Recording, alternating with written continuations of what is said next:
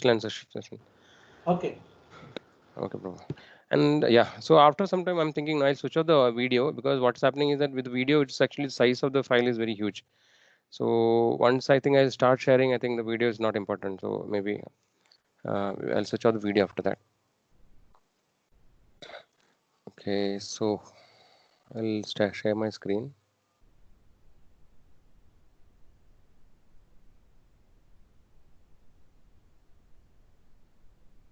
Second.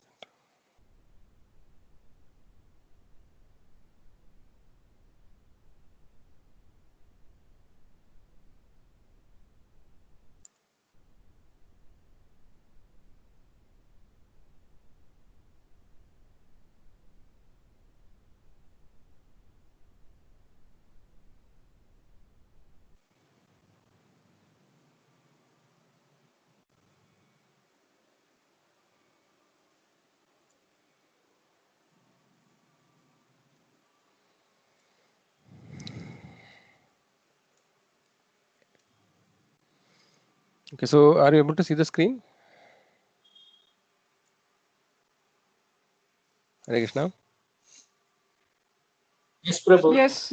Yes, Prabhu. Okay, one more thing I just want to see. No, I am shared my audio, computer audio. Are you able to see the sound, the beep sound? Yes, I can Yes, hear it. Prabhu. Okay, fine. Okay, so just to quickly recap what we discussed in 1 minute. So what we discussed about until now is about Jambudvip. Okay, so we saw yesterday what are the different sections of Jambudvip, like no, and the different dimensions of the different mountains which are separating the Jambudvip. Then actually before that we just had an overview of all the Bhumandala of the 7 islands and 7 oceans, right? That we saw yesterday. Then the dimensions, like each island and the next corresponding ocean is the same size, and the next island is double the size of the previous island. So this way all the islands are located, and we looked about Loka mountain, till that is the end of the sun's light, and beyond that rest of the half is actually Aloka Varsha, where actually there is no actually living entities. Okay, so then we actually saw how the Meru mountain is actually in the shape of an inverted cone, similar resembling an lotus, right? We saw the dimensions of the Meru mountain. And then actually we saw the different trees which are located on the mountains, adjoining the Meru, and then different fruits that we saw. Then we saw about the different eight residents of the different demigods on top of Mount Meru, and the Brahma's planet. I mean, Brahma's actually a resort in the middle. Okay, so all these things we saw. Then we discussed about how the holy river Ganges actually came from the causal ocean spiritual water, descending through Dhruvaloka, then the 7 stars, then the moon, and then fall on top of Mount Meru and splits into 4. Towards southern side, actually, the branch is known as Alagananta, which actually is falling into Bharatvarsha. Actually, so this we saw yesterday. Okay, so now today, so so basically what we have seen is that maybe I have to just open that picture. 1 second, just quickly.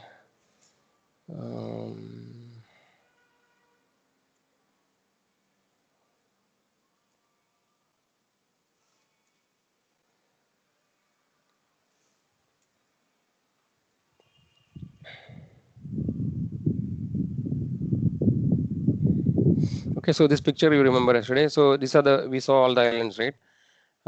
In this, we saw in detail about the Jambudvip, which is in the middle, right? The blue dot actually in the middle. Okay, so so till now we discussed about the Jambudvip, and the different divisions in Jambudvip. And today actually we are going to continue the discussion about the remaining Varshas in the Jambudvip. Okay, so so total we in the Jambudvip there are total 9 divisions. Okay, including Bharatvarsha. Okay, that I think you remember yesterday, right? So in this picture also you can see on the right side, you can see all the Varshas, right? Ilavada Varsha, like that. There are 9 divisions total.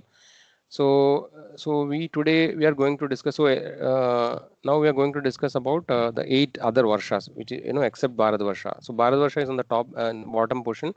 So we are talking about other 8. So the other 8 Varshas within the Bharatvarsha, no. within the Jambudip. Okay, so they are actually known as the heaven on earth. Okay, so this is known as Bhauma Swarga. Okay, so now let us start actually. Uh, so Bharatvarsha is understood to be the field of activity. Okay, so that we discussed actually. So this Bharatvarsha is sometimes generally in most of the occasion when we talk Bharatvarsha, it actually represents the entire Earth globe, Earth planet. Okay, and the remaining eight. So it is told that only Bharatvarsha is the field of activity, karma, the field of karma bhumi actually is Bharatvarsha, and other planet actually are no just for spending, like the higher planetary system and other swargas within the Jambudweep, and all other islands. Everywhere else actually the living entities just spend their karma. So to accumulate karma, they again come back to this Bharatvarsha. This is the only place where actually we can accumulate karma. Okay. Uh, so the remaining eight varshas, it is mentioned, the remaining eight varshas are meant for, here it is written, right, for highly elevated pious persons. After returning from the heavenly planets, they enjoy the remaining results of their pious activity in the eight earthly varshas. They are known as heavenly places on earth. So it is known as Bhauma Swarga, we discussed, right? So the remaining eight varshas within the Jambudweep. Okay, so these actually are different realms which is not accessible to human beings, and actually they are almost like Swarga. Okay, so we'll see in little more detail what are the how they look. So it is mentioned in eight varshas. In these eight varshas, Hare Krishna, can you mute?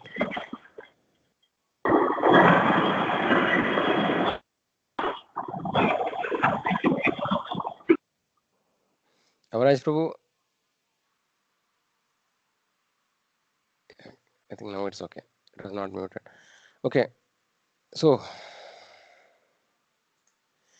yeah, so in these the remaining eight varshas, human beings like devatas, they live for 10,000 years according to earthly calculation.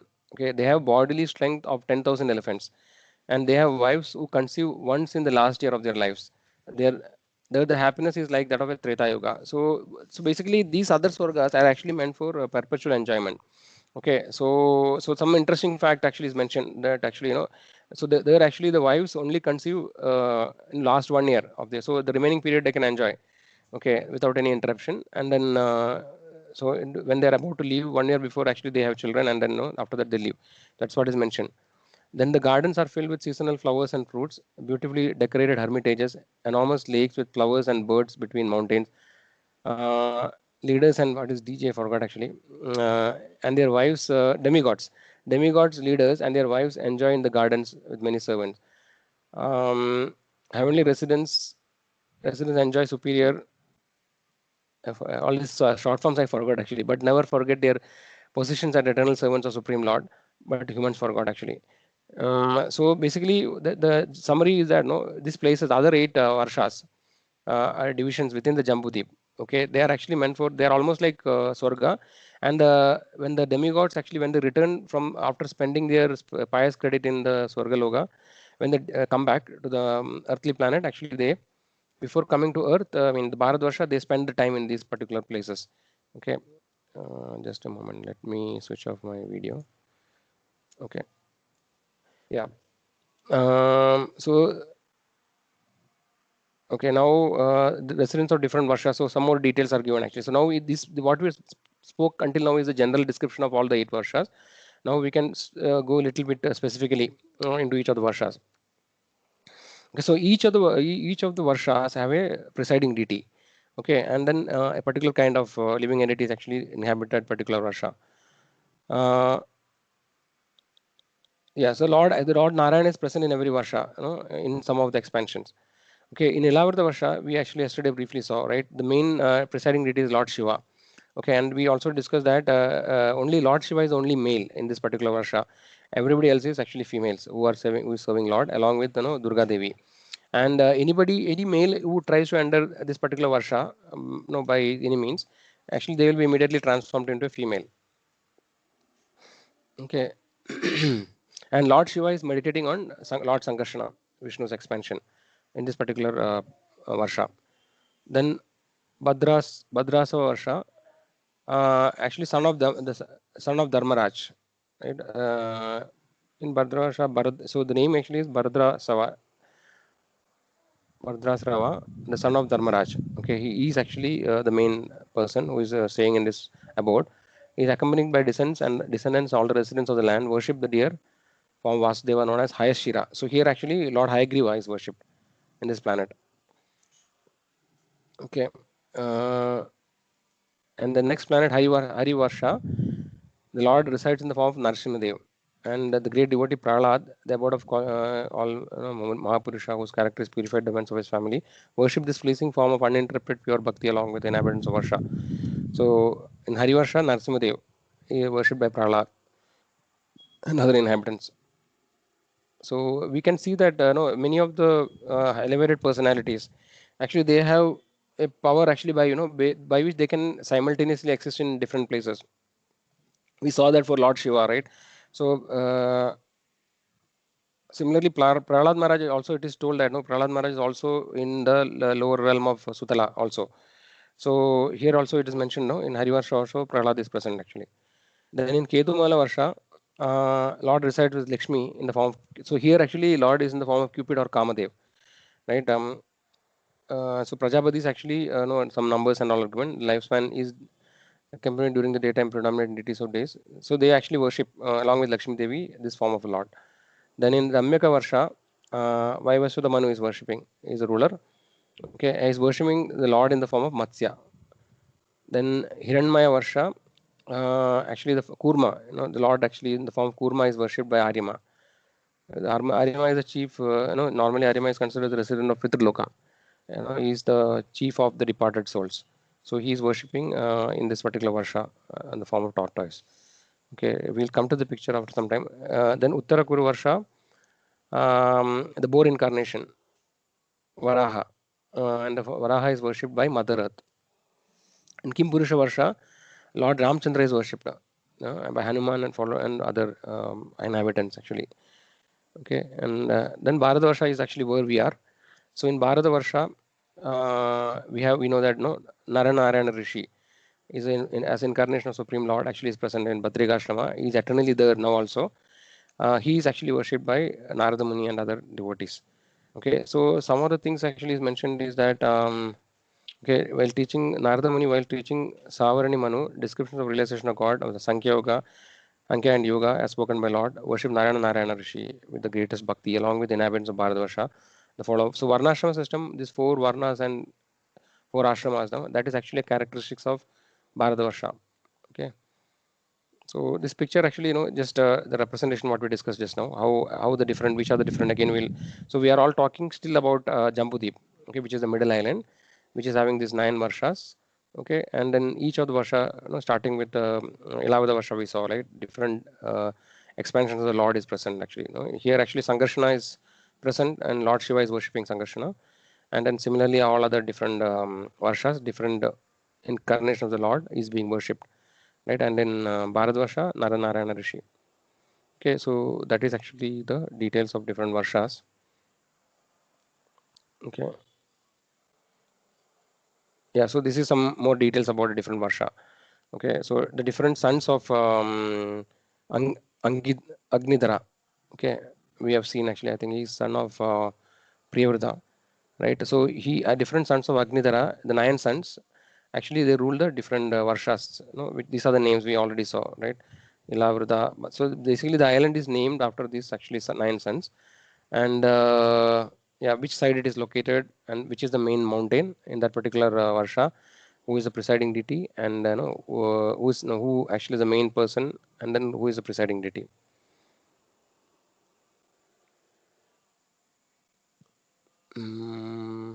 Okay, so some other details actually we can skip that. Okay, so this we already just saw, which are the 9 sons. So Rishabdev's sons rule 9 sons of Bharatvarsha.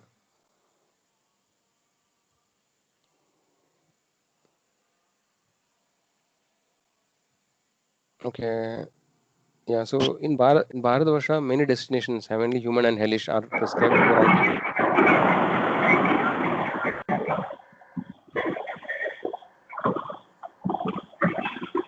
Hare Krishna, can you please mute Abraj Prabhu? Okay, thank you. Yeah, so in Bharatvarsha, many destinations. So because people take birth according to the action, Sattva Raja. So the three modes of are actually prominent in Bharatvarsha, and all the destinations are prescribed for self according to the qualities and actions as indicated in Vedas. Liberation is achieved. Uh, that this takes place only in Bharatvarsha and only in area whose dimension is 1,000 yojanas. Okay, so this is very interesting to note. Then some important other factors. So this Bharatvarsha is actually also known as Navadvipa because it is consisting of 9 divisions, right? So Navadvip actually we know, right? It's also a place in like Mayapur. Mayapur is also known as Navadvipa, but actually this our Bharatvarsha is also sometimes referred to as Navadvipa. It's also known as Sudarshan Deep. Like that, it is known in multiple names: Bharatvarsha, Bharatakanta, or Sudarshan Deep. Sometimes these are used interchangeably. Okay, and then very interesting point is that it is mentioned in Bharatavarsha. This 4 yugas like Satya, Treta, Dwapara, and Kali is only existing in Bharatavarsha, nowhere else actually, which do not exist elsewhere. Okay, so this is something which is inconceivable. How it is possible, like difficult to understand that, but actually this is mentioned that these 4 yugas concept actually exist only in Bharatavarsha. Okay. Yeah, this we already saw, right? This karma is not enjoyed anywhere else other than Bharatavarsha. Uh, yeah, so this is the dimension is given. Please, people living here are a mixture of both Mlechas and Aryas. So Aryas are those who follow the Varnashrama system or Sanatana Dharma, and Mlechas are actually those who doesn't follow. So the people of the other countries actually, for example, Mlechas, Yavanas, of other places actually they are not following Sanatana Dharma. They are known as Mlechas. Okay, Karma Bhumi. This is called, they predominate in certain parts. This is not called Karma Bhumi and it can bestow everything upon the Punya and Papa.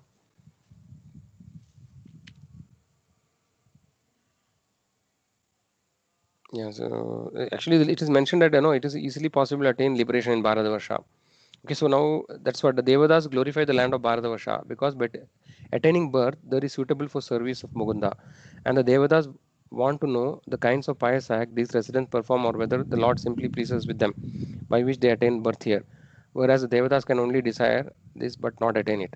So actually we can see in different parts of the scriptures, no, actually the Bharatavarsha is considered as the most glorious of all the entire material creation because it is possible to attain liberation very easily.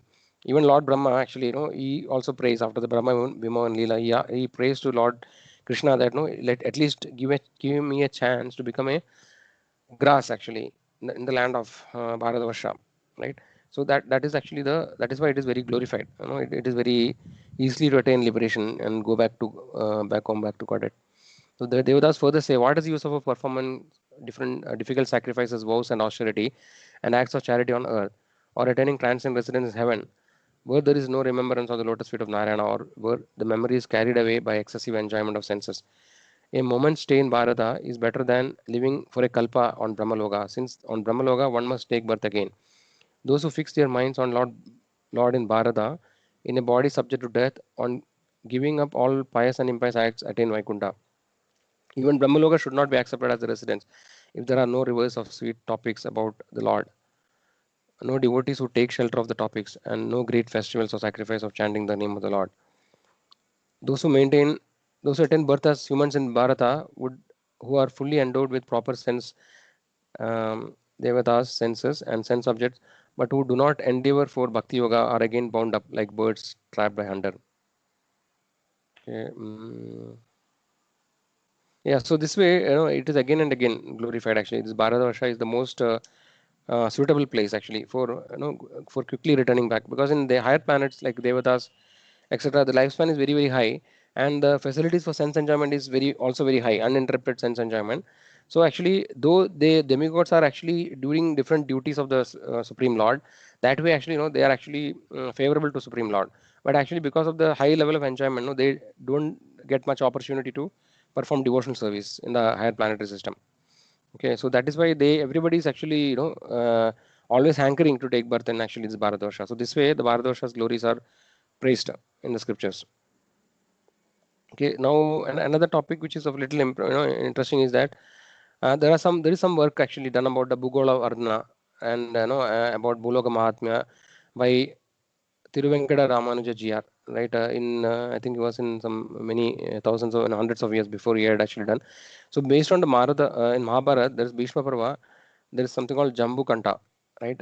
In that actually there is some indication about this Earth planet. Okay, so there actually it is mentioned the shape of the Earth. It to look to resemble like a people tree. A people tree is actually banyan tree kind of, one of the type of banyan tree leaves, and a big hair, actually big tortoise. So this is actually the picture of how the Earth appears from outer planetary system, external planetary system. Okay, so based on that actually he has done many research and tried to figure out how can he map to the actual Bharatavarsha. Okay, so actually according to him, on the left side the picture you can see, right, this is the first picture he drew based on this description. Now you can see a rabbit or a hare on the left side, and then there are two leaves actually, on the right side. So initially he could not find, and finally after a lot of deliberation, when he inverted the picture, then actually what you see on the right is the picture, right? So this actually, if you look at it, it looks like the modern day map actually which we have, right? You can try to map it on. No, this is the North America, South America, then actually Africa, India, like that, Australia. So this way in Mahabharata actually this description is given how the Bharatavarsha looks from the outer space. Okay, so this is just an information. And also one interesting fact is that according to the modern science, the diameter of the Earth is 12,742 kilometers equatorial. Okay, and according to Srimad Bhagavatam, it's given as 1,000 yojanas, which also actually maps, exactly, more or less exact. No, it is small difference actually. So it is some interesting fact. Okay, so this one we saw. So till now, any questions?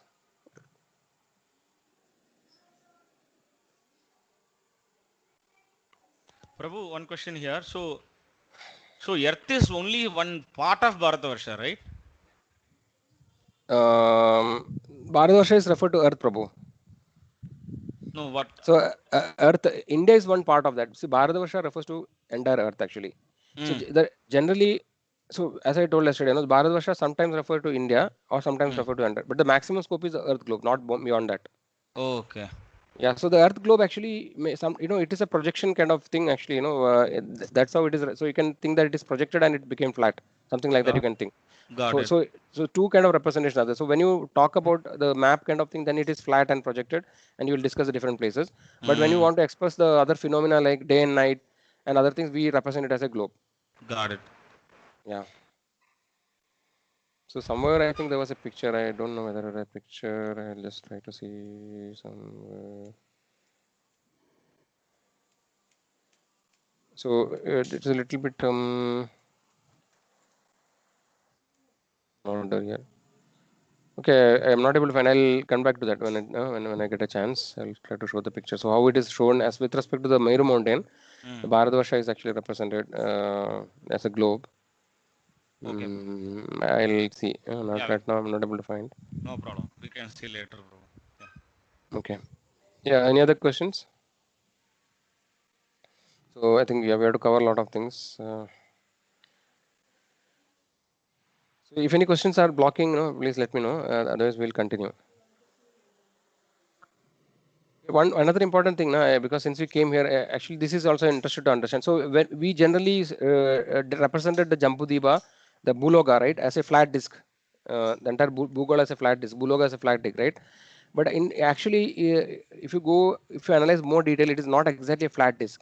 It is something like a terrace. No, you can see this is actually not actual representation. It's a what you call it's a mountain which is made like a terrace. Sometimes they do tea cultivation and things like that, so make it like a steps. So actually this Bhumandala is like this actually. It is not, there's no so much of gradation, but there's a gradual slope. No, in the middle it is the highest region, and toward the outer circumference actually it's like a slope. Okay, so that is how it is actually. So for this will be useful to explain especially this concept of Dakshinayana and Uttarayana. Okay, so that is just for an information. I did not mention about it. Okay, so practically for discussion purpose, no. So here also it is shown as flat, but actually it is not exactly flat like this. But no, it is like a little bit slope on out towards the outer side.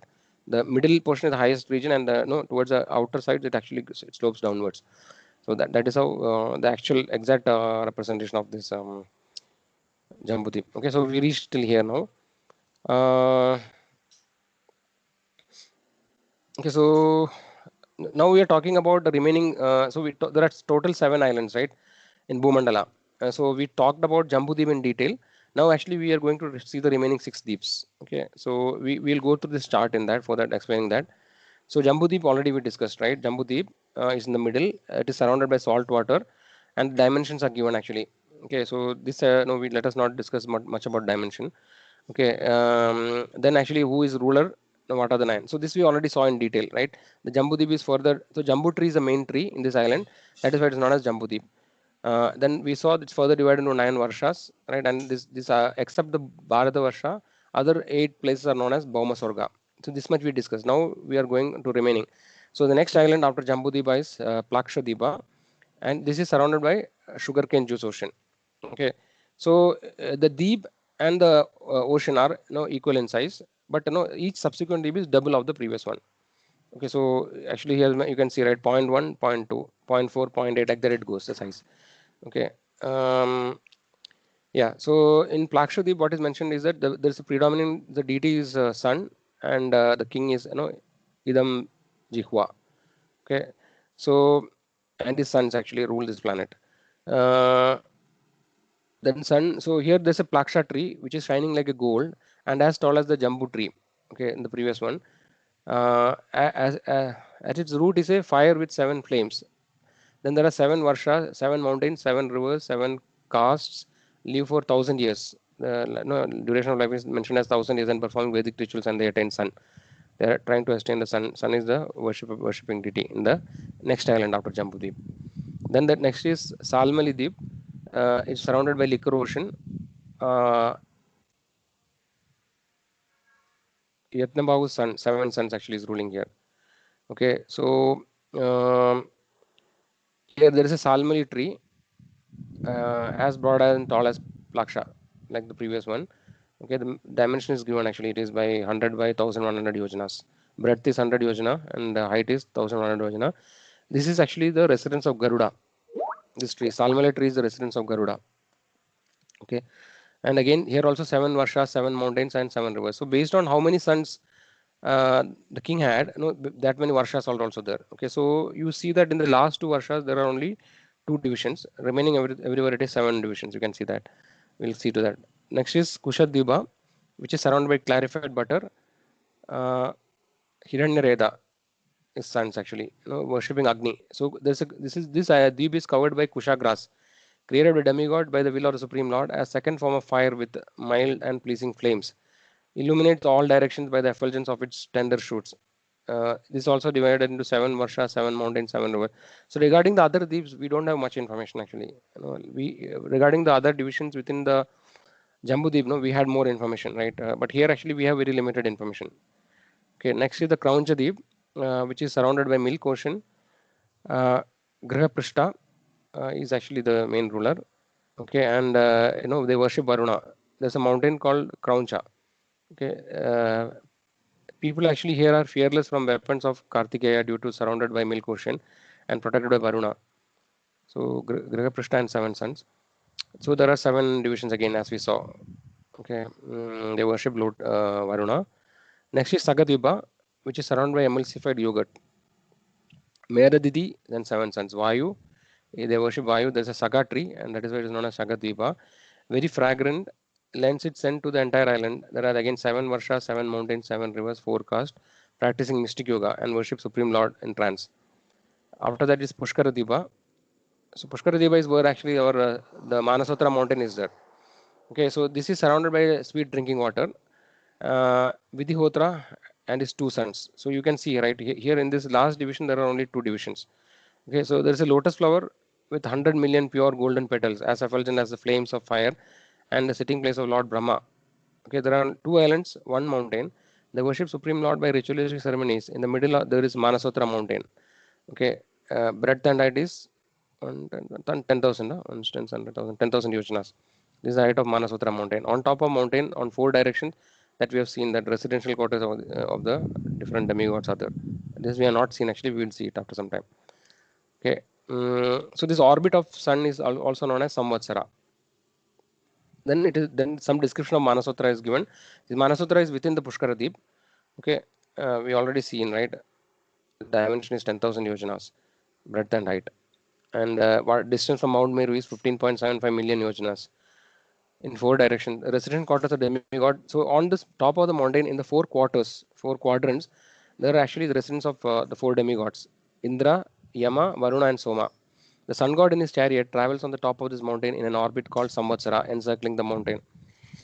Okay, so actually here ends the main 7 islands actually of the Bhumandala. Now next is actually the area we discussed yesterday, right? There is a small tract of land called Golden Land. We discussed yesterday that, no, if anything actually we'll read it. A tract of land beyond the ocean of sweet water and before Loka Loka mountain, radius of middle of Manasotra mountain. This is the distance. It is a land of gold with mirror-like surface. Any object dropped there cannot be seen again. Therefore, all living entities have abandoned this place. So this is not actually inhabited by anybody. Gold land. After that, actually comes the Loka Loka mountain. So this Loka Loka mountain actually is practically the end of what you call the luminary system. The different stars, planet, etc., which illuminates the universe. The Loka Loka mountain forms the boundary. Okay, so it divides the countries that are full of sunlight from those not lit by the sun. So on inside the inner side of Loka Loka mountain, the sun is orbiting, and the sunlight actually is restricted to this inner area. And beyond Loka Loka mountain, there is no sunlight. Okay, the radius of the far end of this mountain is 1/4 the diameter of the universe, created by Lord in all 8 directions, extending up to the end of the 3 worlds in height. So that's what it extends till Swargaloka, till the pole star. The height of the Loka Loka mountain is so extremely high. Pole star is the top of the Swargaloka. So till that actually the mountain extends its height. The rays of sun of the other planets up to Dhruvaloka and of the stars spread throughout the 3 worlds, but cannot spread beyond the mountain. On its top, 4 Gajapatis. Okay, this is very interesting actually. So on this Loka Loka mountain, it is told that there are 4 huge elephants. Okay, which actually standing to balance the Bhumandala. So the name of the elephants are also given: Rishabha, Pushkarachuda, Vamana, and Aparajita. Were established by Lord Brahma to support all planets of the universe. Okay, so there are many fascinating facts which are which are little inconceivable for us. Okay, so beyond Loka Loka mountain, we saw that there is a place called Aloka Varsha. So Aloka means there is no people, right? Loka means people and Aloka no people. So this is actually almost like 1/2 of the Bhumandala. So till the middle half, we saw all this everything, all the inhabiting area, the Loka Loka mountains there, and the rest of the half is this Aloka Varsha. Okay, so it's almost half of the Bhumandala. Outside this Loka Loka mountain ranges tract of land known as Aloka Varsha. Radius far edge is Loka Loka mountain. Okay, then after that also there is some free space followed by the universal covering. Okay, the diameter of Bhumandala, this is around 493.2 million years with the oceans, islands, and mountain. There's a free space of 3.4 million. It's a small area compared to the entire diameter. It's a very small area. Actually, just before, after this actually starts the different covering. There are 7 layers of covering, which was discussed. Right, we'll see that in the bottom. Okay, Lord Shesha. So it is mentioned that Lord Shesha, like Anandadev, right, or Shankarshan expansion, actually it is supporting this Bhumandala, disk of Bhumandala. Okay, and we saw that elephants are actually balancing the disk from 4 directions. Okay, some more details we will see. Then after this, actually after this free space is the universal covering. Okay, so there are 7 layers of universal covering made up of earth, water, fire, air, ether, false ego, and Mahatattva, each 10 times wider than the previous one. So this actually, so it is told that when the soul has to go to spiritual world, no, it has to cover all these different layers. Okay, so that is mentioned in the scriptures. Okay, beyond that, actually, this is the end of the universe. No, after that, actually, is the spiritual world. Where spiritual world start with the Brahma Jyoti. Beyond Aloka Varsha is a pure destination of those who aspire for liberation from the material world. Okay, it is beyond the jurisdiction of modes of material nature, and therefore it is completely pure. Lord Krishna took Arjuna through this place to bring back the sons of Brahma. Okay, Brahmana. Sorry, the Brahmana actually the pastime of Sandipani Muni. His son. I mean, kind of it disappears actually in the ocean, right? And then it is this story. I don't remember which story it is. I think this story or Arjuna story. Yeah, one of the stories. No, I think that's where the Krishna, Vishnu wants to see Krishna's beauty. That story, no, Prabhu, this one? Yeah, that is Arjuna's story, right? Arjuna, the Brahmana sons get killed and Arjuna tries to protect them, no, with the arrows. Okay. I think that story actually. I don't remember exactly which one of the stories. Okay, there are two stories actually. One is Sandipani Muni's son. He actually brings back. And the second story is that the Brahmana actually, who Brahmana and Arjuna story, where Brahmana actually says that no, like as soon as his children are born, they are immediately killed. I mean, they immediately die. Nobody is able to protect. So finally, they come to the palace and say that because actually, as per the Vedic scripture, the king is responsible any untimely death of the children of anybody of the citizens. So in that story also similar incidents happen. And Arjuna, he'll take a vow saying that actually, I'll protect the son whatever happens. Otherwise, I will jump into the fire in the evening.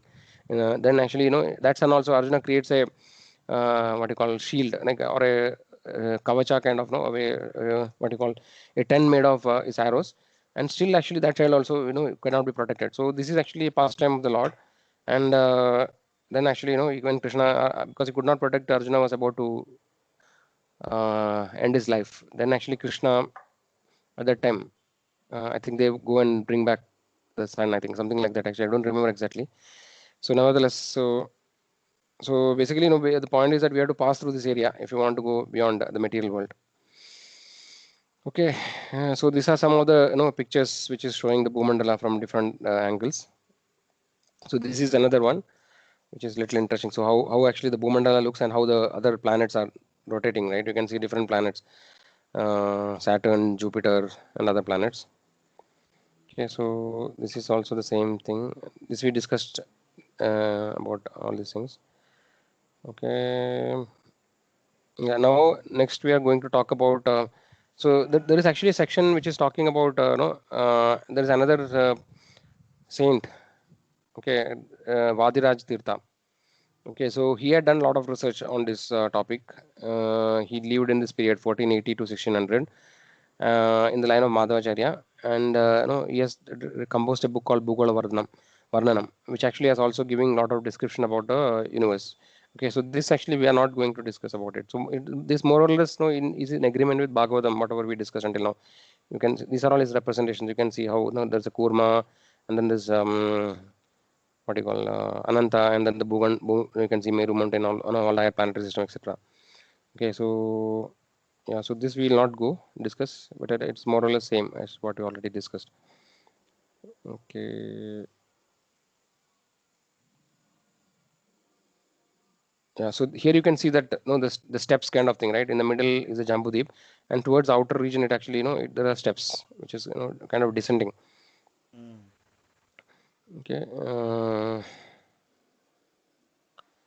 Okay. Now next we'll talk about the planetary system. Okay, the vertical structure of the universe. Okay, so before that, if you have any questions, we can discuss the questions. Otherwise, we can move on to the description of planetary system, vertical structure of the universe. Prabhu, there was a mention of 4 castes, right? Mm. 7 mountains. What does that caste mean, Prabhu?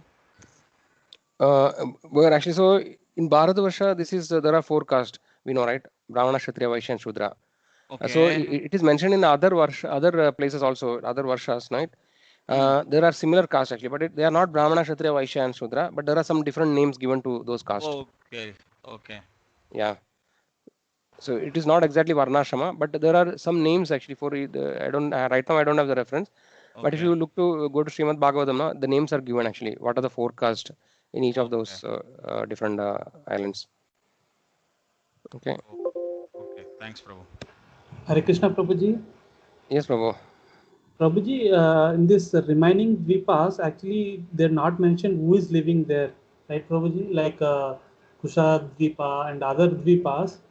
So, what kind of living entity is living is there is not mentioned itself. Living entity is not given, but actually there is preceding deity, and that is there, right? We saw that. Yeah, yes, Prabhuji. Yeah, in the table we saw, but no, we don't have, as I mentioned, there is no detailed information actually. Okay. Yeah, so who is the presiding deity, and who is the main person actually, that is mentioned. No, this is not the one. We saw that, no? Here we saw, right? So each Deva, the sons of, the sons of, like for example, the Idambija and his sons actually are ruling this political planet. Like that, and who is the presiding deity is mentioned. Yatnabahu, Hiranyareta, Kritaprashta, like that. Yeah, yes. So this much only we have information. Okay. Yeah. Thank you, Prabhuji. Yes, probably. Prabhu, one question. Yes. So you mentioned that you referred that there is this Kurma on top of that Yeah. Anantashesha, and then That that is basically holding the Bhumandala. Then below Bhumandala there are more planets, right? Like Atala, Sutala, Pata, whatever those planets. How to everything understand that? everything is included, Prabhu, in that disk. So whatever this disk is, you can see this picture now, na? So the Shesha is Okay. actually below everything. See, after the so below we have Atala, Vitala, Sutala, Talatala, Rasatala, Patala, right? And below Patala is the Okay. Pitraloka, and below Pitraloka is a hellish planet. So this hellish planet is a very small area in height, if you look at the height.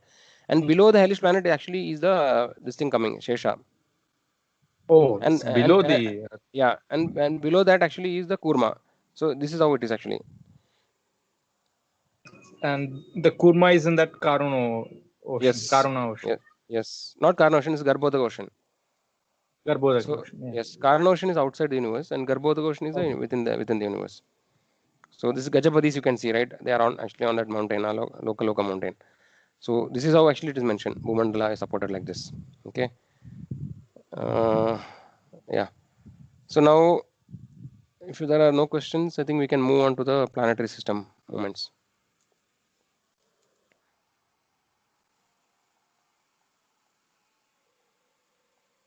Okay, so till now what we discussed is the horizontal structure of the universe, right?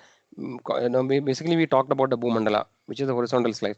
Now we are talking about the vertical structure of the universe. This vertical structure we have briefly seen in this presentation, right?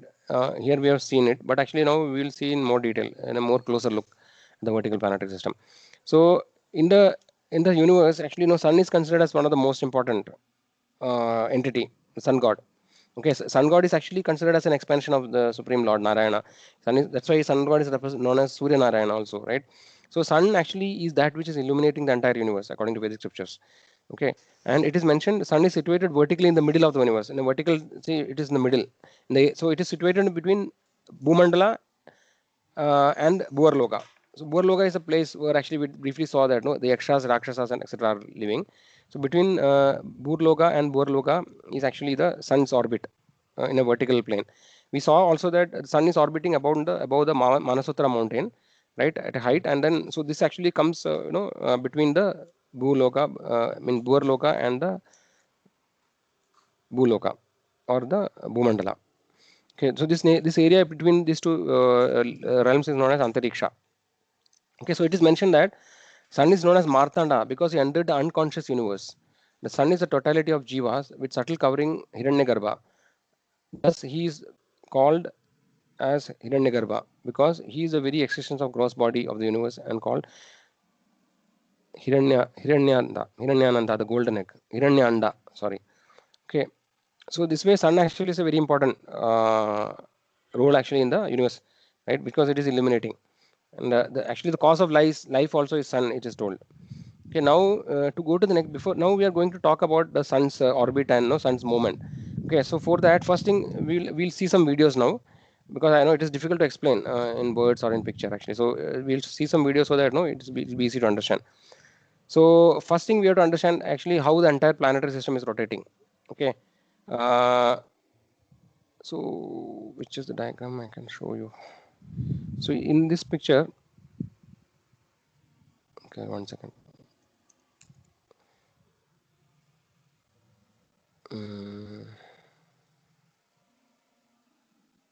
Yes. Okay. So this is what we saw in the beginning, right? So here, this is a kind of partial representation of the planetary system. Actually, there are much more. So here you can see that all these planetary systems are there, right? So here you can understand the Burloga and Boerloga you're seeing, right? There are two things, and this is the sun's orbit is in between these two. That's what is mentioned. And so you can see that so entire planetary system, so many different planets and planetary systems, and there are so many luminaries. There are different stars and different other planets like Saturn, Jupiter, Uranus. No, Uranus is not there. So Saturn, Jupiter, Mercury, etc. So the entire planetary system, right? So how actually the entire thing is rotating is actually compared to something like a chandelier. Okay, a chandelier, right, is a huge light actually. In big hotels and all, if you go, you see that they hang it from the top with made of glass, right? So something like that actually it looks. So that actually explanation we can see we can understand in a video. Okay, so I have actually kept it. here. So let me know actually if you are able to see this video. Okay, so here you can see that the pole star actually, the pole star actually is kind of the hub of the chandelier, and from there all other planets are actually invisible kind of force or wind it is called. So so all these planets below, so pole star is the top of the entire what you call we discussed, right? It's the beginning of the Swargaloka, and above pole star is the lands, I mean the planets which are not destroyed during the night of Brahma. From pole star below actually it will be destroyed. So the entire luminary system is below the pole star. Okay, so now I'll run the video. Let me know actually if you are able to hear the sound. Okay, and we'll hear the video. Okay. Remains fixed and does not orbit in the sky is well known to astronomers and sailors alike. Less known is the fact that the pole star rotates powerfully on its own axis. The ancient Vedic text. So here you are able to see below, from the top view, you are able to see the Bhumandala below, right? The different islands are shown here. Okay, and then now we are looking from the top. Called Matsya Purana explains. The planets and stars are all attached to the pole star by invisible astral cords of wind called pravaha. The revolution of the pole star causes the orbital motion of other planets and stars. Through meditation. So here actually you are seeing a form like that of a fish, right? An inverted fish dolphin. So this is actually known as the Shishumara planetary system. So the important planets actually in the constellations, is considered as, if you look at that constellation, it looks like a Shishumara. So which actually you can, if you read Bhagavatam, you will hear about the Shishumara planetary system. Yogic astronomers visualize the planets and stars as different parts of the body of Shishumar, the transcendental dolphin. The pole star, the topmost of the heavenly planets, is like the capital of the middle universe. Here, the third form of Vishnu resides on an ocean of milk. In times of universal disturbances, okay, so that's all actually I want to show at this moment. These videos, everything I will share you after the sessions. You can go through in more detail. Okay, so the audio was, it was, you could hear the audio, right? Yes, Prabhu. Yes, Prabhu. Yeah. So we'll go back. So this is one part of the thing which you want to discuss. So is that clear how the planetary systems are rotating? Is it clear?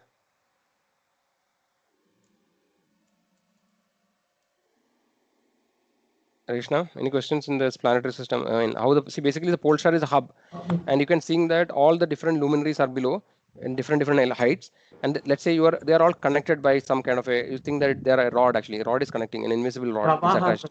The pravaha. Yeah, pravaha is something, it is invisible wind, but actually, to understand this motion, we can think that there are some lines or some rods. It is not imaginary. And when the chandelier or the pole star rotates, everything will rotate along with that, the entire planetary system, right? So that is how we have to understand. So this pravaha is nothing but gravity, Prabhuji. So because of pravaha only we are getting this gravity. Yeah. We can interpret it in different ways actually. So in scriptures it just says that it's an invisible wind kind of thing. So for understanding the physical part of it, we can think that there is some connection between the pole star and all the planetary system.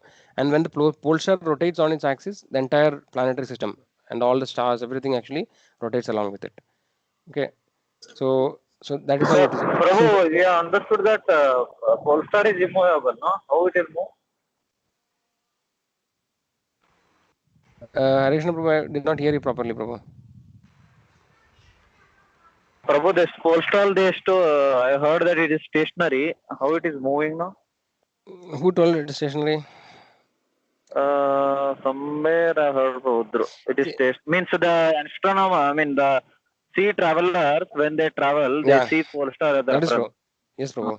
See, the pole star, according to the modern, astronomy or whatever, astrophysics or whatever it is fixed actually. Okay. But according to Vedic scriptures, see, basically it is fixed in one way that it doesn't change its position. It is only rotating in its own axis. So still whoever is traveling for navigation purpose, the pole star is used from time immemorial. So that holds actually both, if you go by Vedic system as well as the modern science it is holding. Okay. But according to Vedic scriptures, it says that pole star actually rotates on its own axis powerfully. So actually, it is told that the Polestar in Polestar, Dhruva Maharaj is there. We know, right? Dhruva Loka. Polestar is also known as Dhruva Loka. It is told that Dhruva Maharaj actually is controlling the entire planetary system.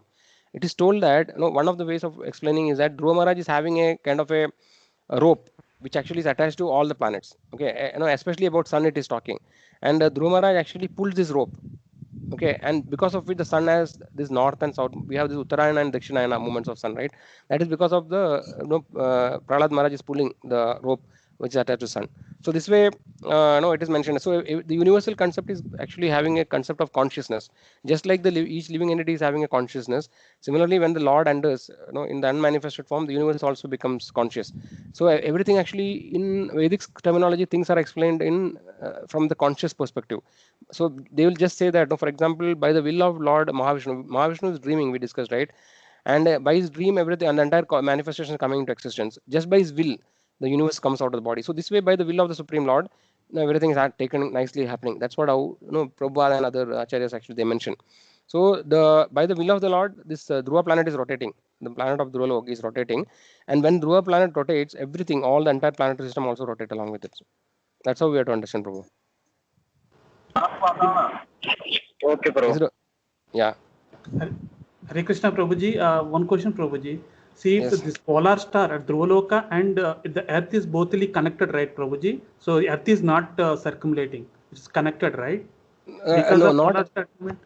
Yes, not Prabhuji. Earth actually, Prabhu. See, till all the luminaries actually it is mentioned, the stars and the sun, moon, all these other planets, right? They are actually connected. So Okay, it is what not if, mentioned that Bhumandala is not rotating actually, as per this information available. okay, so this Earth, there is no connection to Dhruva Loka, Prabhuji? As per my understanding, no, Prabhu. Okay. Yeah. If Earth also rotates, no, then actually it will be difficult to explain this day-night phenomena, which we'll see soon. Okay. Okay, Prabhu. So the upper things actually, all the stars and luminaries actually are connected to the Dhruva Loka, Prabhu. Bro, Okay. what is that inverted dolphin? What is the significance of the inverted dolphin? I missed that part. Sorry. The significance is not mentioned, Prabhu. It is, see, basically, now also if you look at the planet, the night sky, right, there are different constellations are there. There are some names given The actually. polar bear, Yeah, bear different and all. constellations. Yeah. So similarly, the Shishimara is also one constellation actually. So they imagine the entire constellation as it looks like an inverted dolphin, and the different on the body of the dolphin, different planets are system. Actually, that is explained a little later. We can see. So where what is situated on the body of the con. So it is told that yogis actually meditate on this Shishimara, considering that it is a part of the Lord's this thing, and then they meditate on this Shishimara planetary system, thinking that it is part of the Supreme Lord. So why it is dolphin or there's no special this thing given that why it is inverted or no or that significance is it is not mentioned explicitly, but actually it looks like an inverted this thing dolphin. Okay, bro. Okay. Thank you. Yes, bro. So now next we'll look at the sun god. Okay. So briefly we had information, right? The chariot of the sun god has only one wheel. Okay. Again, this is all like little difficult to understand. One side of the axle, the length of the radius, kind of radius actually, it's 15. How much it is? 100,000 lakh crore. Crore, yeah, 1.5 crore, 75 crore yojanas. Okay, carrying the wheel. So so we'll see the picture actually. I mean the video, then we'll understand. So basically how it look. Okay. Yes, something like this in this picture you can see, right? This is not exactly correct, but you can make out in the middle one of the spoke of the wheel is attached to the Mount Meru. Okay, and another spoke is actually going to Dhruva Loka. It is not like this. Actually, we will see in the other diagram. And then the sun is the wheel of sun is rotating on top of the Manasotra mountain. Okay, let us go to the video, which will bring more clarity. Okay. So I'll play the video. Day and night. Ordinary vision sees the sun to be a mere globe of fire. However, celestial vision reveals a personality residing. So here you can see the sun. Okay, the one of the straight spoke is actually going to the Mount Meru, and the other one, which is vertical, I mean, which is like horizontal, what you call tilted one. This is going to the pole star. It is connected to the pole star, and then that is how actually the sun chariot is rotating Over the sun. His name is Vivasvan, and he rides on a golden chariot pulled by 7 divine horses at a speed of 16,000 miles per second. The chariot has one wheel which moves on celestial Manasottara mountain. The horizontal shaft is linked to the axial hub of the universe, Mount Meru, and the diagonal shaft is linked to the pole star. With each circular path, the wheel gradually moves laterally inward for 6 months and then outward for 6 months. So this is the we discussed about this the slope of the Bhumandala, right? So similarly, the orbit of the sun also has a slope, which is going outwards and inwards. Okay, so when it is going outwards, it is going down, right? And that is Dakshinayana. And when it moves inwards, actually it moves upwards. So that is called the Uttarayana.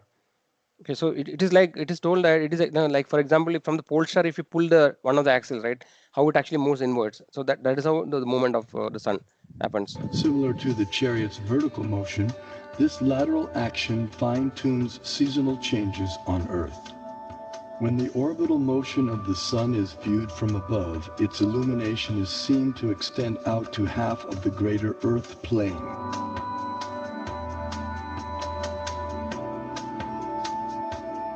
During its orbit, the sun passes over the 4 cities situated in the 4 cardinal directions. The city over which the sun is passing experiences noon, and the city in the opposite direction experiences midnight. The 2 other cities experience sunrise and sunset. Although Bhumandala literally... Okay, so I think we have come to the end of the time. Right, I was thinking to cover more actually today, but now we are middle of something, neither here nor there. So I at least wanted to complete this sun part. Okay, so what do you suggest to do?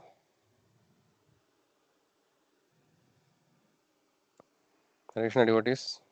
And continue from tomorrow, bro. Continue tomorrow, bro. Okay. So maybe like few more minutes I'll take. Just at least this part I'll complete. Yes, bro. Yeah. So some more information about the sun we'll see, and then tomorrow we'll see the remaining. Okay. So basically the example is given how the sun's movement. It's given to an example of an oil pressing machine. Like traditionally we have this kind of a bull which is tied to something, which is grinding. So that I think is right now not very important. Okay, so very interesting thing is that, so what is the size of the sun chariot? It's mentioned. According to Sridhar Swami, the sun's chariot rotates on Manasottara at a height of 50,000 yojanas on a surface made flat by the wind. So it is not exactly on the mountain, and 50,000 yojanas above it is rotating. Because Manasottara is only 10,000 yojanas high, the total height at which the wheels rotate is 60,000 yojanas. The distance from Meru at which the chariot is turned is already we saw. Then very interesting thing, the carriage of sun's god's chariot is estimated to be, how much is 36 lakhs? 1 10 100,000, 10,000 lakh, 10 lakh. Yeah. So this is the size of the chariot. 36 lakhs, no? 1 10 100,000. 3.6 million, bro. Yeah. 36 lakhs in our Indian terminology. Yeah. So 36 lakh yojanas. So the 36 lakh into 8, that is actually that many miles. So that is the size of the length of this chariot. Okay. And 9,000 yojanas is the width. So that is the size. That's a huge chariot actually. Right. And then the other information is given. And then actually the wheels position is given now as 1 lakh yojana, right? No, what is that actually? Sun god is situated at the enclosure at a place of 40,000 yojana. So from the wheel, the sun god situated at the height of again further 40,000 yojanas. And the total height is 1 lakh yojanas from Bhumandala. Okay. And also it is told that in this chariot, there are many other living entities. It is told that there is 60,000 Valiklias, so a particular kind of living entities. They mention that size is like the size of a thumb. And then there are Apsaras, Gandharvas, sages, etc. also situated in this particular chariot. Okay, so I think with that we can stop today's discussion. We'll continue from moon tomorrow. But actually before that we'll discuss about the different how day and night is happening, how seasons happening, etc. So Prabhu, one question. Yeah, Prabhu, one question. So the sun, the chariot itself is sun planet, right? In that case. Yeah. Yes. Yeah. Okay. You have to understand like that. But it's not explicitly mentioned. Yeah. Go ahead, Prabhu. No, bro, that's what actually. So it is not mentioned the sun. They don't mention like a sun globe actually in the description. It's only talking about a chariot. So, but from the size and dimension of the sun chariot, you can understand that it should be sun planet. Right? It's so huge. Yes, Prabhuji. Any other questions? Yeah, one question. So I think you mentioned, so the illumination goes up till the Swargaloka, the illumination of sun, moon, or the other stars goes up to the Swargaloka, and the bottom it goes till the. No, only till Bhumandala actually. See the lower planetary system, Atala, Vitala, Sutala, and all. No, there is no illumination of sun because it is called Netherlands. It is considered as situated below. So there is no sun. It is mentioned that there are actually serpents with with brilliant like diamonds and other gems, which actually illuminate the lower planetary systems. Okay. And above Swargaloka, again, how the illumination happens? That's Brahma Jyoti or Brahma Tejas of the. Yeah, I think it should be. Yes. Okay. Okay, bro. Thanks. Yes, Prabhu.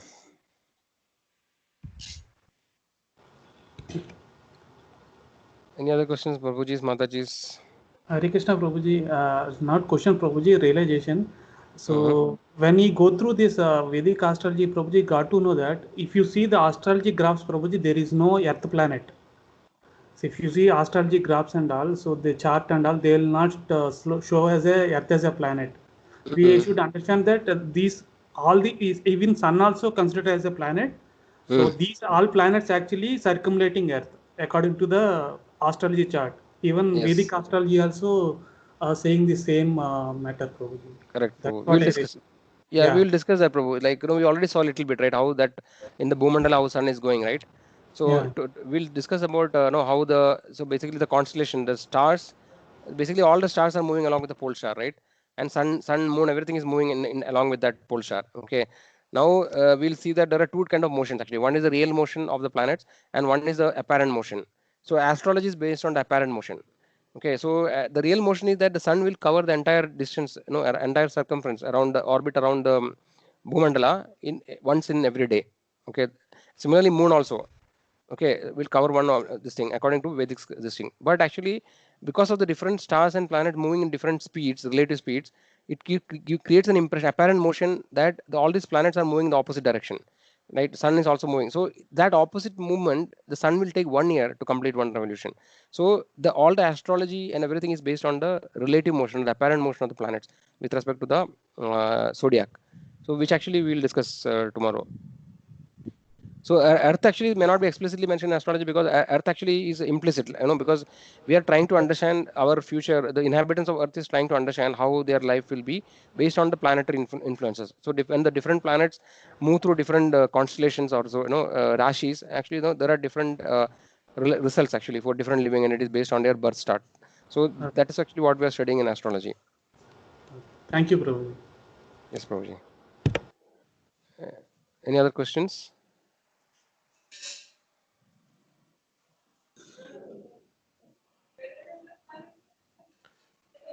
Okay, so no more questions, then we'll stop today's session. I think a little bit extended.